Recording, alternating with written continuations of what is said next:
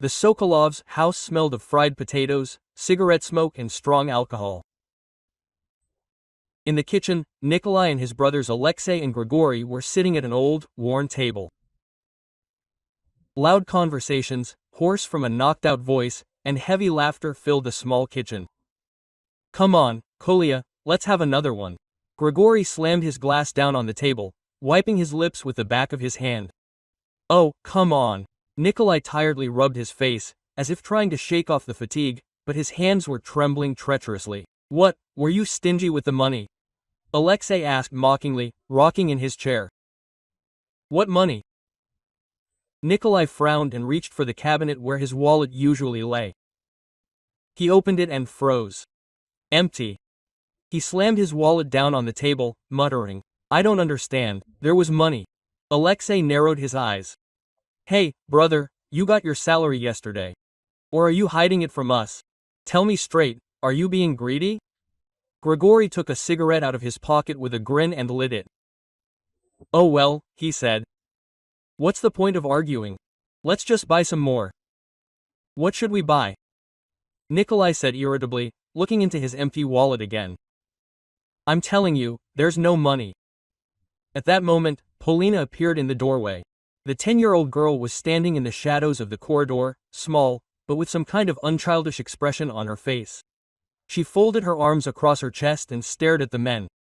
"That's right, Dad, there's no money," she said firmly. The three men turned to her. "It's you." Nikolai stopped short, peering intently at his daughter. Alexei grinned. "So that's it. Come on, girl, give me the money."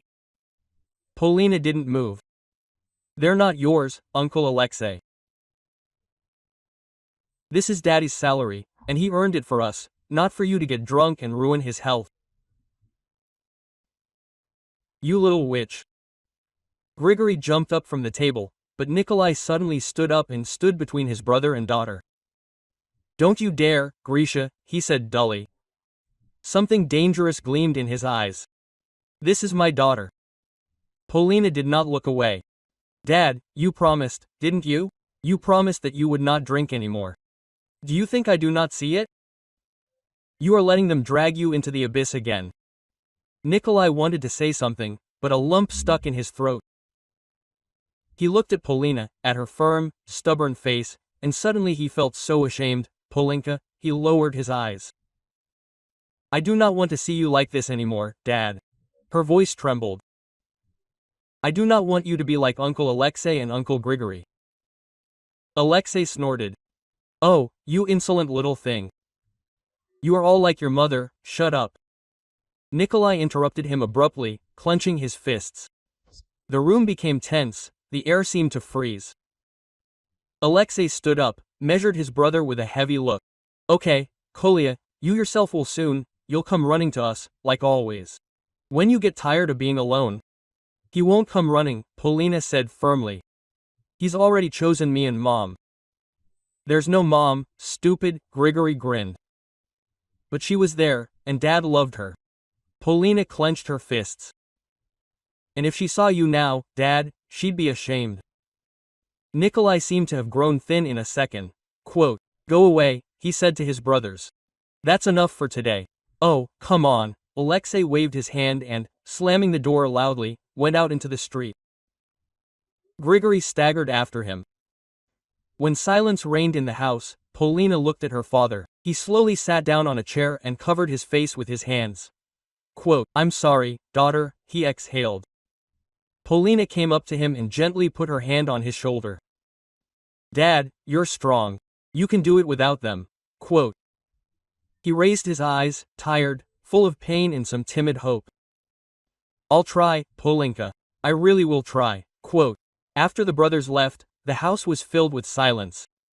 Only the old clock on the wall quietly ticked, counting down the seconds. Polina was standing by the door to the kitchen, and Nikolai was still sitting at the table, breathing heavily, as if after a long fight. He ran his hand over his face, then looked at his daughter.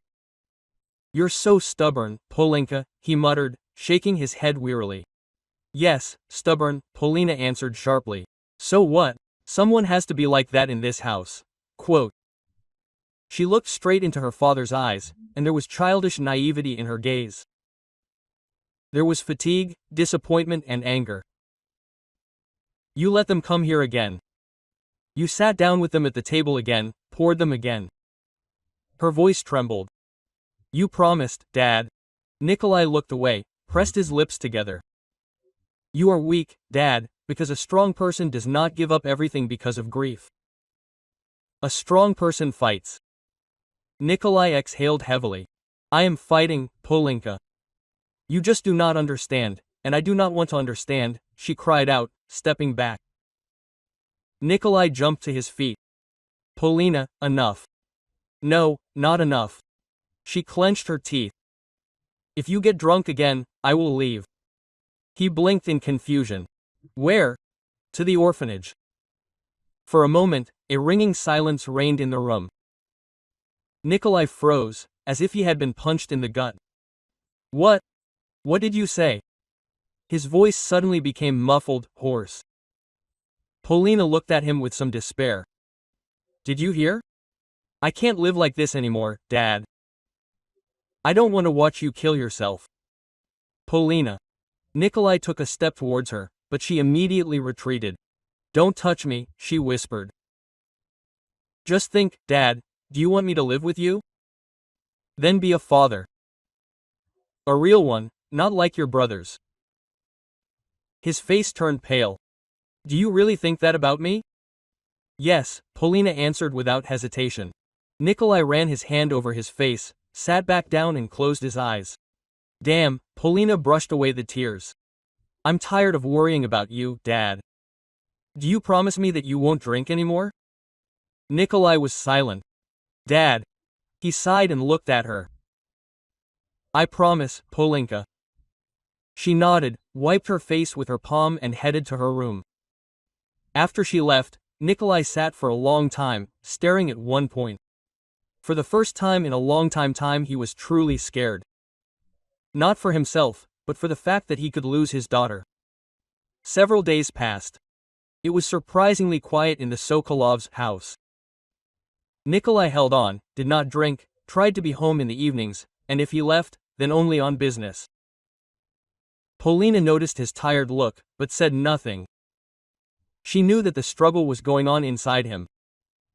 One day, returning home, the village of Lesnoye Opushki, where she went to pick mushrooms, Polina suddenly stopped. In a small house on the next street, where an old aunt used to live, new people settled. Polina had already heard the village women talking about some young mother with her son now living there. She saw a woman in the yard washing clothes in a large metal basin. Polina froze. This woman did not look like those village women who always wore aprons with their heads wrapped in scarves. No, she looked different, well-groomed, slim, in light dress, with long light brown hair that fell in soft waves on her shoulders, and her eyes were very similar to her mother's, only very sad. Polina watched, holding her breath. The woman wrung out the shirt, shook it out and hung it on the line. At that moment, a laugh was heard from near the porch. A small boy, a corporus of about 1.5 years old, was sitting on the step, intently picking at a piece of wood. Then, with a funny sway, he turned over on his stomach and began to crawl towards his mother. Artyom, the woman said softly, noticing him. She quickly wiped her hands on the hem of her dress and squatted down, opening her arms wide. Come to me, my little one. Polina watched as the baby happily waved his arms and buried his face in his mother's shoulder. Oh, my good one. The woman kissed him on the top of his head. Polina suddenly felt her heart skip a beat.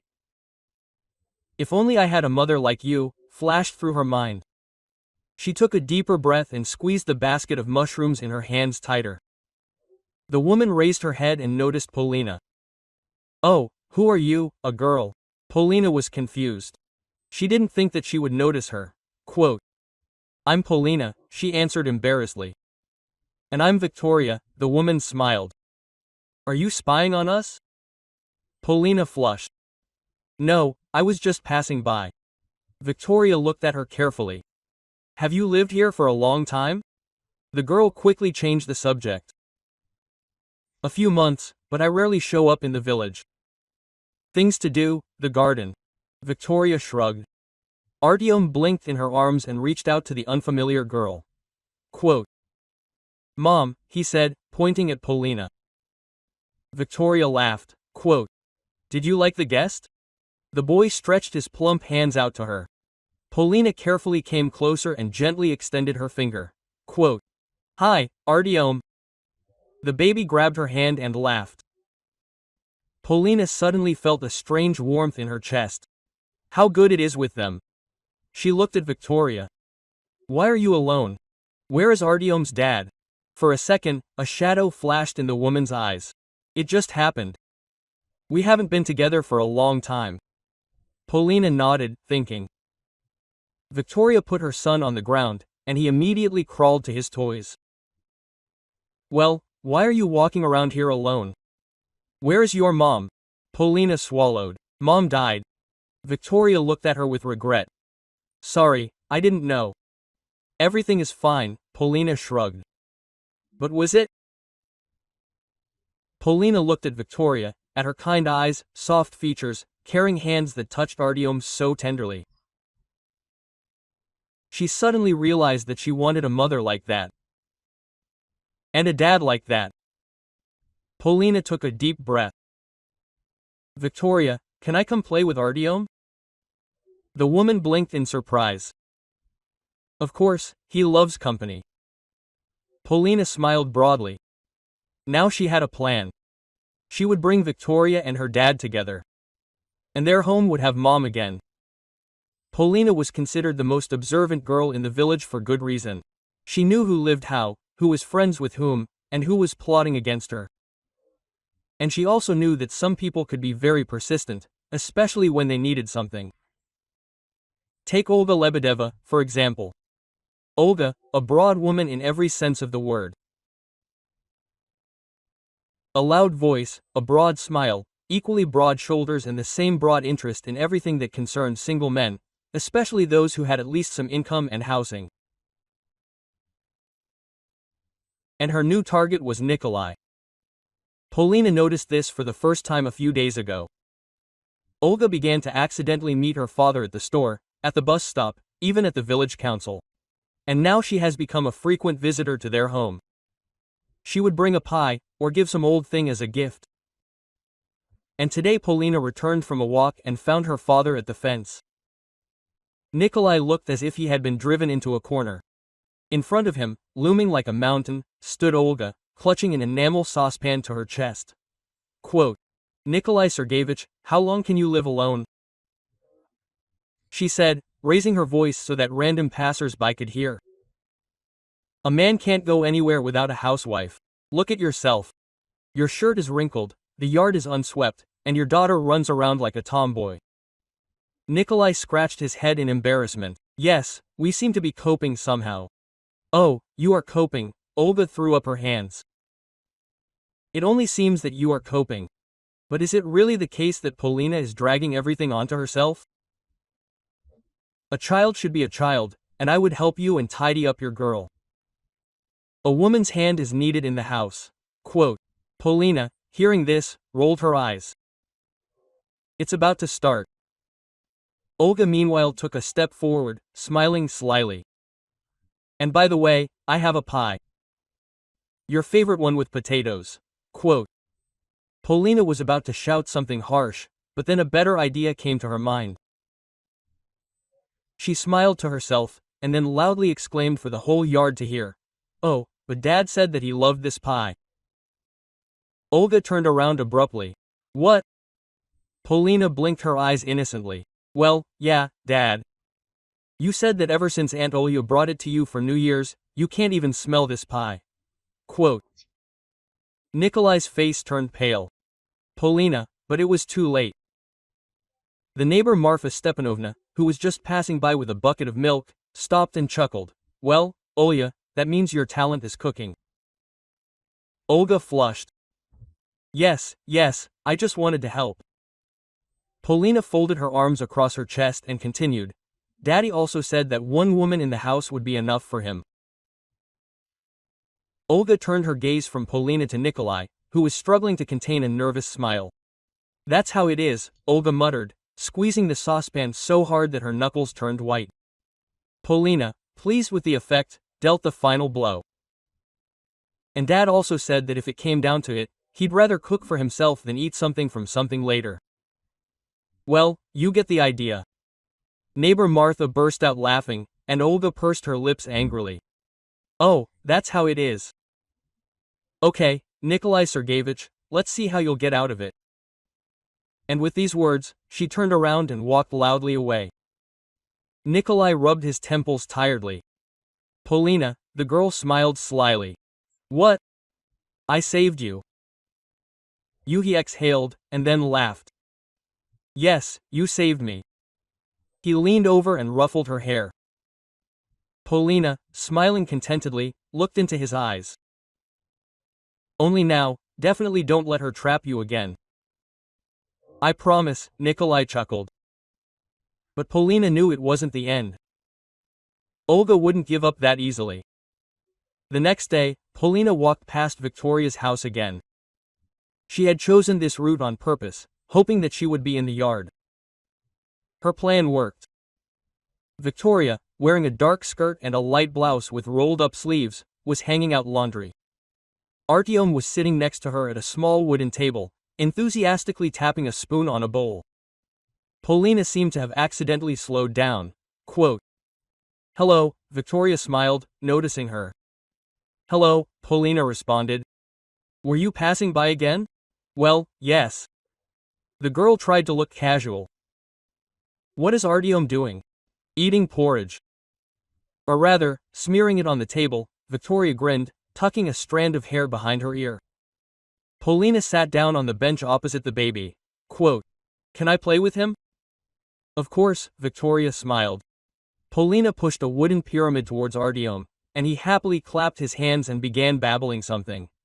Quote, He likes you, Victoria noted, sitting down next to him. And I like him very much. He's so cute, Polina answered with unexpected sincerity. Victoria looked at her with curiosity. Quote, Do you have any brothers or sisters? Polina shook her head. No, only Dad. She thought for a moment, and then added, And there used to be a mom. Victoria was silent. Do you miss her? Yes, Polina swallowed. She was kind and strong and fair. Victoria nodded. So you're like her. Polina looked up in surprise. Why do you think so? Because there's a lot of strength in your eyes, girl. Polina smiled, but then immediately became serious again. Does Artyom have a dad? Victoria took a deep breath. He did. We parted. Polina looked at her carefully. Why? Because he wasn't who I thought he was, Victoria said quietly. He hurt you. The woman pursed her lips slightly. Sometimes. Polina frowned. Does Artyom remember him? No, he was too little when we left. Polina was silent for a long time, and then suddenly said, Wouldn't you like to get married again? Victoria sighed. A difficult question, and if a good man were found? Victoria grinned. Where can I find him? Polina pretended to just look at Artyom, but inside she was already rejoicing. Well, I know where to find him. She looked up at Victoria. Can I come more often? Of course, Victoria answered warmly. Polina nodded, smiling. Now she was sure that Victoria should become their family. Polina had been visiting Victoria for almost a week.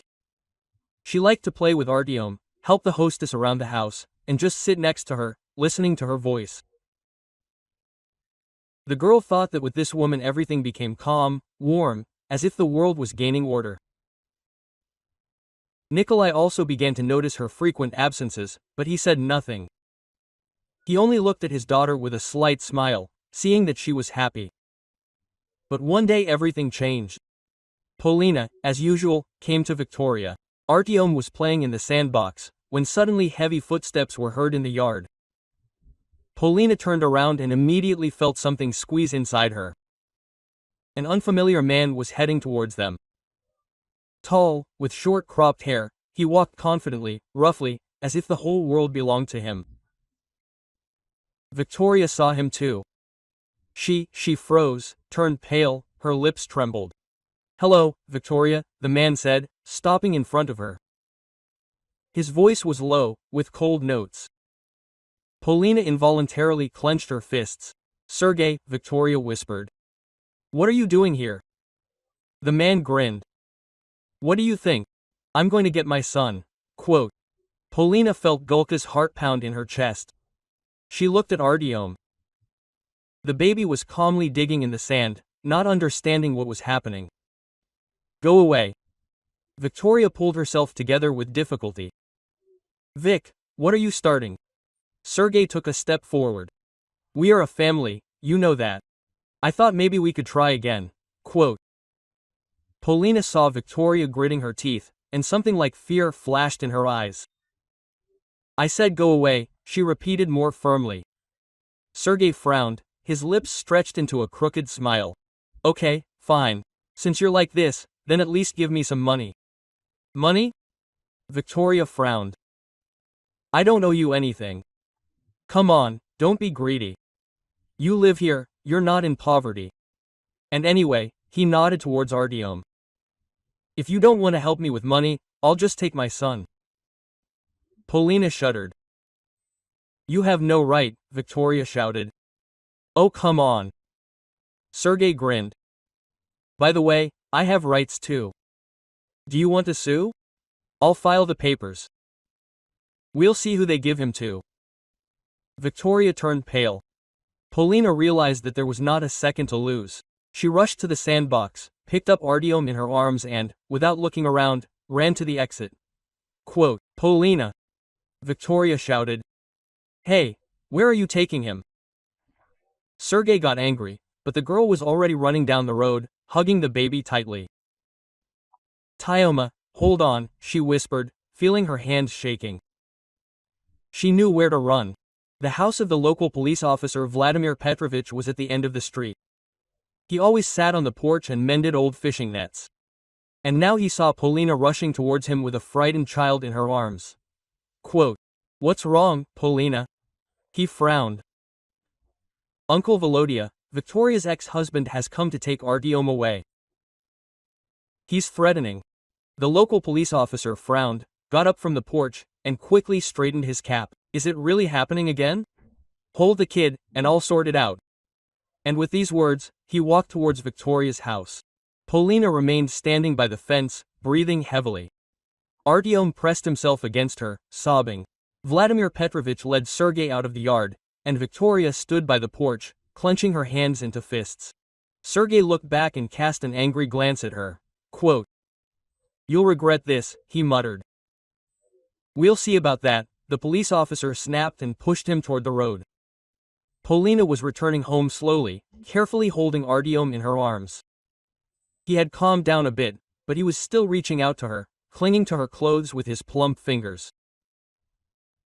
After what had happened, she was afraid to return to Victoria, so she went home without thinking.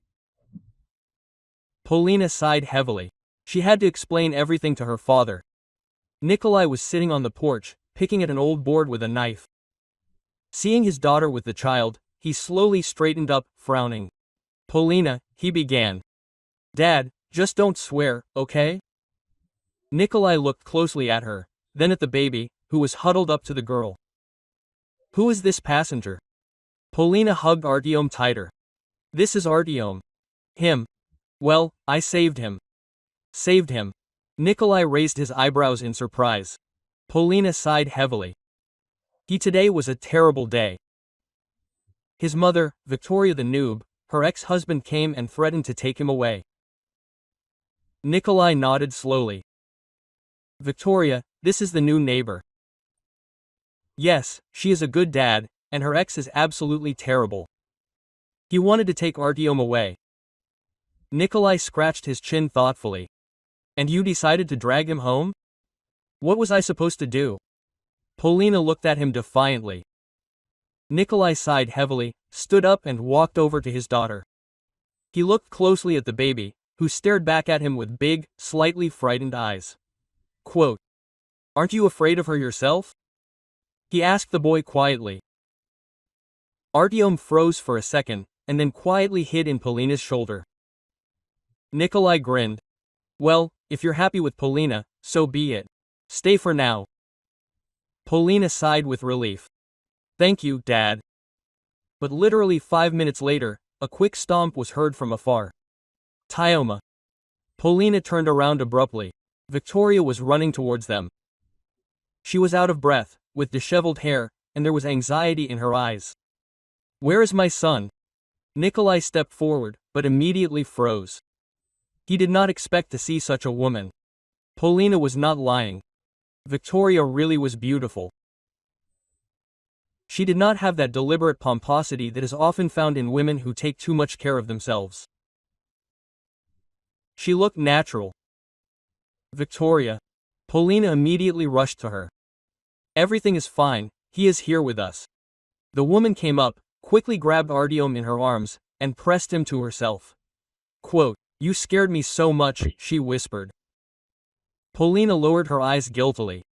"I'm sorry." Nikolai finally came to his senses. "Are you Victoria?" She raised her head sharply, only now noticing him. "Yes. And you, Nikolai?" Quote. The man extended his hand. Victoria hesitated, then squeezed his palm. Polina watched them closely. "Polina said that you had a hard day today," Nikolai continued. Victoria sighed. "That's putting it mildly." She turned her gaze to her son. "Thank you for not leaving him." "It's all Polina's fault," Nikolai replied. They met each other's eyes again. There was something invisible but very tangible in that look. Polina felt hope flare up inside her. It seemed that her plan had just started working. Rumors were spreading faster in the village than the wind was blowing dust along a country road. As soon as someone caught even a glimpse of Nikolai next to Victoria, gossip began. Olga Lebedeva was not one of those women who gave up easily. After Polina publicly humiliated her, and Nikolai still showed no interest in her, Olga harbored a grudge. She closely followed what was happening around her, and very soon her main rival Victoria understood. Quote, "Well, of course," thought Olga, sitting on a bench near her house and watching her neighbors. Young, dressed up, with a child. Men fall for that. And what about me? Does an honest woman count now? A couple of days later, rumors were already starting to spread around the village. "Have you heard? This Victoria is not a poor orphan at all," one neighbor said to another, waving her hands animatedly. "I heard that she kicked out her ex-husband herself, and now she wants to get her hands on Nikolai. But she has a small child. What if she lives at the expense of men?" Another one picked up on this. First she caught one, now she's looking for a second. Olga watched this with a smile, throwing fuel on the fire herself. "And have you seen how she runs to him? Sometimes she asks for bread, sometimes for salt."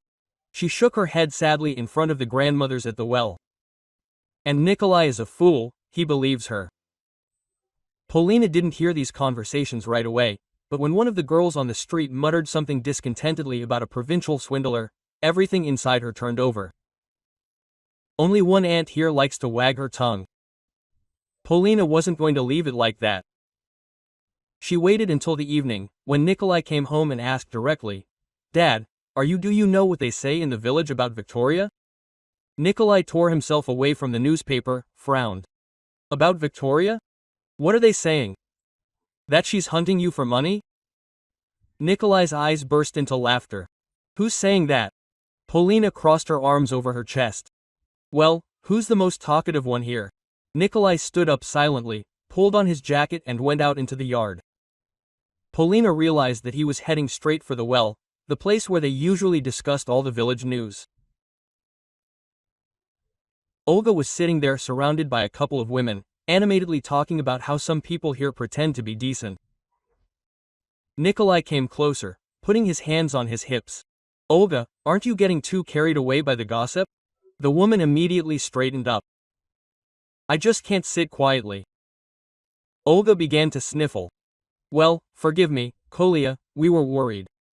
What if she has bad intentions? Victoria? Nikolai looked sternly at Olga.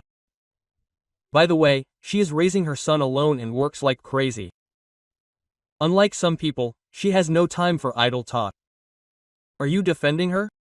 Olga was indignant. Yes, I am, because you are behaving dishonestly. He took one last look at her and left, leaving the women completely confused.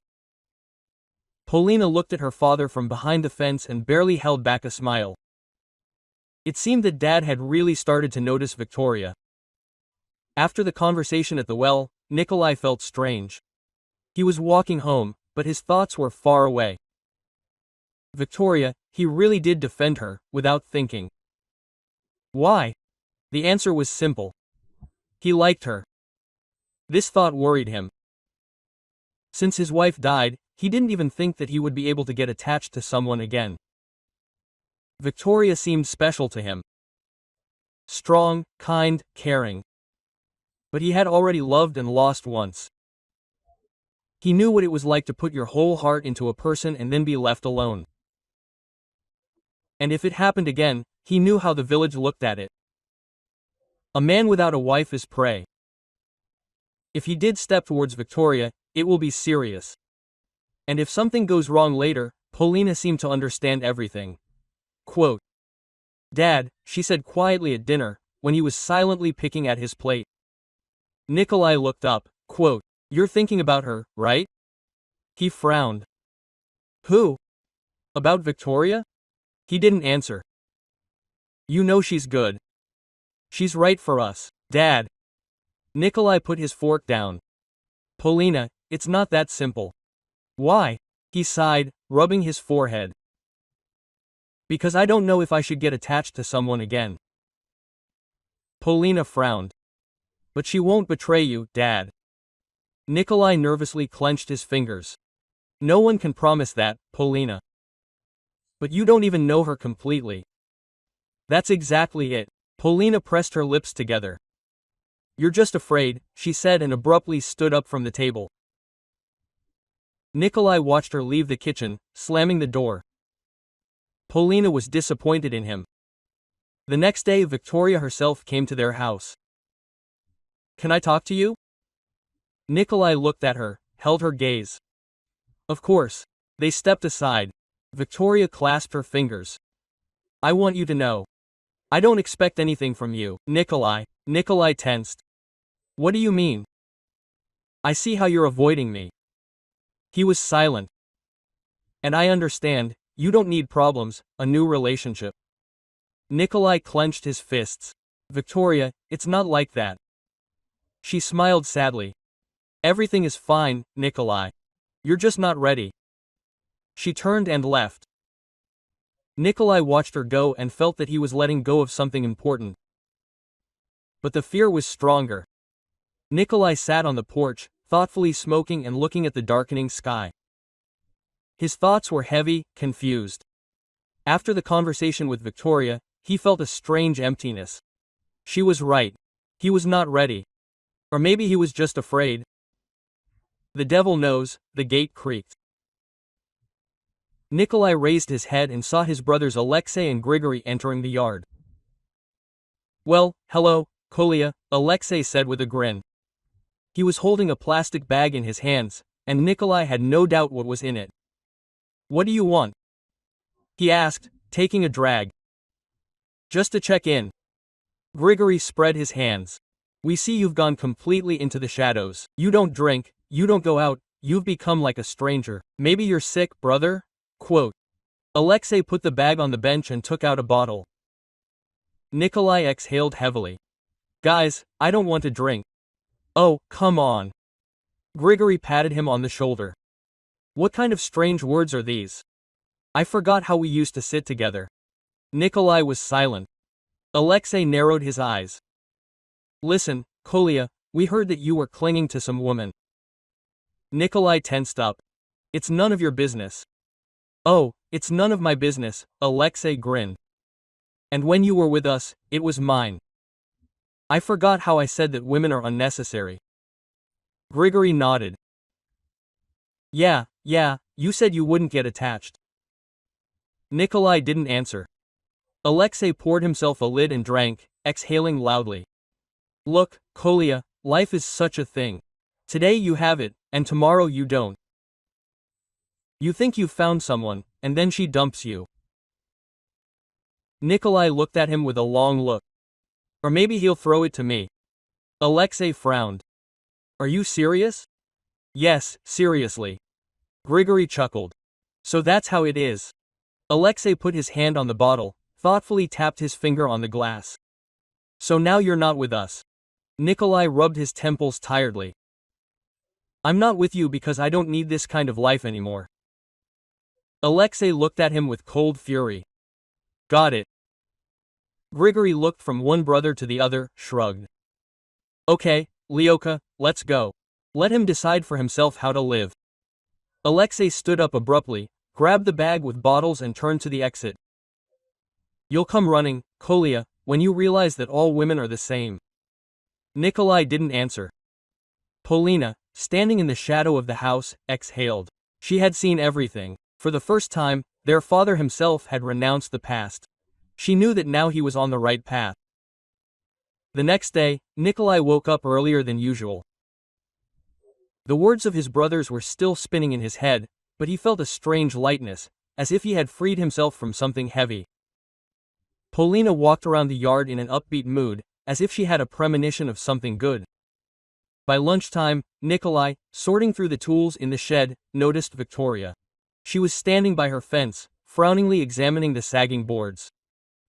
Artyom was sitting nearby at that time, enthusiastically picking at the ground with a stick. Nikolai rolled up his sleeves, took a hammer and went to them. Quote, problems? He asked, stopping next to him. Victoria sighed, quote, we've gotten into trouble. I wanted to nail the boards down, but I have neither nails nor time. Well, that's fixable, Nikolai grinned. He immediately bent down, checked the posts, then looked at her. Can I help you? Victoria was a little confused, but nodded. Of course, if it's not too much trouble. Nikolai went to get the tools, and Polina, who was watching from the side, smiled quietly. Half an hour later, the fence repair was already in full swing. Nikolai was intently hammering in nails, checking the strength of the structure. Victoria was holding the boards nearby. Artyom had been watching them all this time, occasionally clapping his hands enthusiastically. When the fence was fixed, Victoria looked at Nikolai gratefully. Quote, thank you, you helped me out. It's nothing, he waved his hand dismissively. Maybe you'll stay for tea? Nikolai hesitated for a second, but then nodded. Why not? Polina, standing behind the bushes, almost jumped. Everything was going according to her plan. They sat down at a table in the yard, and Victoria brought strong fragrant tea with cookies. Nikolai, clasping his hands around the mug, was silent for a while, then suddenly said, I haven't sat like this with anyone for a long time. Victoria looked at him. Not used to company.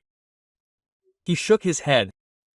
After his wife, everything somehow changed. There was a pause. Polina said that you were widowed early, Victoria said quietly. Nikolai nodded. Lena was special, cheerful, kind. She always knew how to hold me in her arms. When she was gone, I just broke down. Victoria listened attentively, without interrupting. Then well, you know, alcohol, brothers, all this empty life. But Polina, he smiled. She held me. I wouldn't have lived without her managed. Victoria sighed too. I understand that things weren't smooth for you either, right? She looked down for a second. Sergei was different at the beginning, but then everything changed. He became tough, demanding. I tolerated it until Artyom was born. But when he raised his hand, I realized that I didn't want my son to grow up in such a family. Nikolai clenched his fist. You are strong. I just had no choice, she smiled sadly. They were silent for a long time, but this silence was warm. They understood each other. Their destinies were different, but in some ways similar. Polina, looking out from around the corner, looked at them with shining eyes. Dad took the first step. The morning was quiet and fresh. Nikolai woke up earlier than usual. Dawn was just breaking outside the window, and in the house there was that same new silence, not empty, oppressive, but cozy, filled with some new meaning. He went out into the yard, stretched, breathed in the cool air. The latest events were still spinning in his head. Victoria had given him a chance. Polina was already busy at the well, filling a bucket with water. She noticed her father and smiled. "Good morning." Nikolai nodded and looked at his daughter. "You seem especially happy today." Polina grinned. "It's just the first day of our new life." He chuckled and ruffled her hair. "As always, you know everything in advance." Polina picked up the bucket. "Yeah. And I also know that Victoria will wake up soon, and we have nothing to serve with tea." Nikolai shook his head. "You're uncontrollable, Polina." But, leaving for work, he still made a detour to the village stall, where he bought a fresh wicker basket, a couple of sweets, and a small bouquet of wild flowers. When he returned, Polina was already busy in Victoria's yard. Artyom, climbing the steps, reached out to her with delight, clapping his palms on the boards. "Careful, baby." Polina laughed, taking him by the arms. Victoria came out of the house, drying her hands with a towel, and looked at Nikolai in surprise. "Are you going to work?" "I just dropped in for a minute." He handed her the bouquet.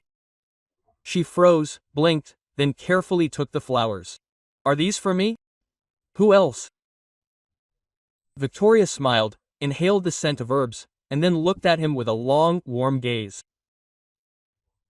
For the first time in many years, he heard children's laughter in his house and realized that he now had a family again. The house smelled of fried potatoes and fresh pies. Polina stood at the table, intently making dumplings, and Victoria rolled out the dough next to her. They were both covered in flour, laughing, talking, and feeling light and relaxed, as if it had always been like this. Quote, "Polina, let's try wrapping it like this," Victoria said with a smile, showing how to pinch the edges correctly. "Ah, in my opinion, it's prettier this way," the girl answered slyly, placing a crooked but carefully molded dumpling in front of her. "Well, if you like it that way, so be it," Victoria laughed. Meanwhile, Artyom was running around the kitchen, laughing loudly. He had just learned to run faster than his mother could catch him, and now he was making the most of it. At that moment, Nikolai walked through the door. He was holding a small bundle in his hands. Quote, "Well, who's hungry here?" Artyom immediately ran up to him, grabbed his leg and stretched up. "Pa." Nikolai laughed, bent down and picked up the baby in his arms. Quote, "Yes. Yes, I know you're first in line." Polina wiped her hands on her apron, went up to her father and looked into the bag. "Oh, Daddy, the candies are the most delicious ever," he winked. Victoria looked at them and smiled quietly. Half an hour later, everyone was sitting at the table. There was a large plate of dumplings, potatoes with onions and freshly baked pies on it. Artyom, burning with impatience, tried to grab something from the plate, but Polina deftly intercepted his hands with a smile.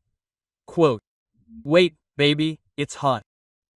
Nikolai sat nearby, looked at this whole picture and felt warmth in his chest. "It's good when the house smells of food," he said thoughtfully. Victoria looked up and at him. "It's good when there's a family at home." Polina froze, looking from one to the other. She took a long time to collect her thoughts, but then took a deep breath and said quietly, "Mom, pass me the bread, please." Victoria froze, as if she didn't immediately understand what she had just heard. Polina looked at her attentively, with hope, and then Victoria reached for the bread, put it in front of the girl and quietly, almost in a whisper, answered, "Of course, my daughter." Polina smiled. Such warmth spread inside her that she couldn't contain her joy. She looked at her father, at Victoria, at little Artyom, who was eating his dinner with gusto. Here it is, the family she dreamed of, and her plan had worked. Thank you for listening to the story. Sorry for the mistakes. Write in the comments what you think. If you liked it, subscribe to the channel.